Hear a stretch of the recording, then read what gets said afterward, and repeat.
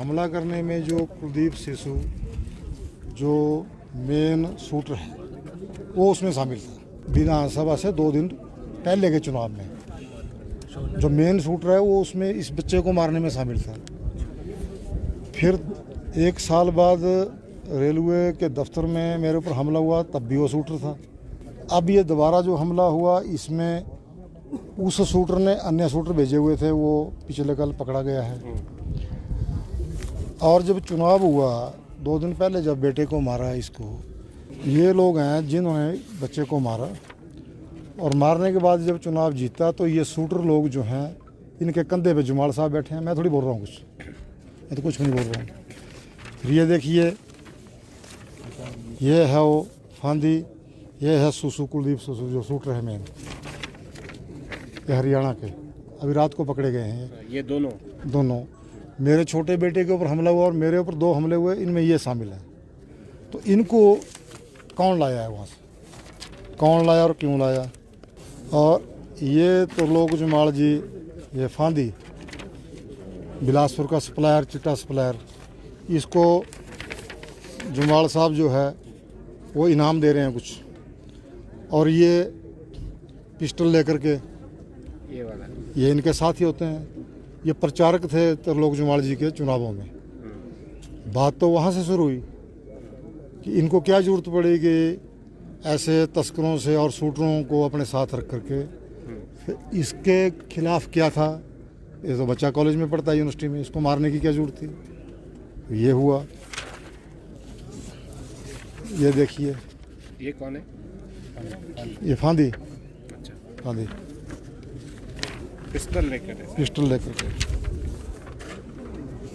और ये जिस दिन इसको बेटे को मारा उस दिन ये लोग उस बिल्डिंग में थे जो बिलासपुर की बस स्टैंड के पास जो बिल्डिंग है, उस बिल्डिंग से ये लोग उतरे। और हरीश नड्डा जी हैं, ये जेपी नड्डा साहब के बेटे हैं। ये इनके साथ ये मंजीत नड्डा जो अभी अरेस्ट है, कॉन्स्पिरेटर, ठीक है सर। ये भी मंजीत नड्डा, और जब जीते चुनाव फ्रॉड तरीके से मंजीत नड्डा और त्रिलोक जुमाल। ये हरीश नड्डा जी के साथ बंदूक उठाई है, नड्डा साहब के बेटे ने बंदूक उठाई है। और जब इसको मारा गया तो नड्डा जी के बेटे ने इशारा किया कि जाओ नीचे मारो उनको जाके। वो वीडियो में हमारे पास है।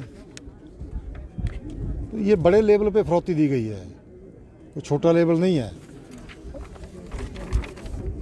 ये हरीश नड्डा जी को मंजीत नड्डा जो अभी इस केस में अंदर है, ये हरीश नड्डा जी को मिठाई खिला रहा है।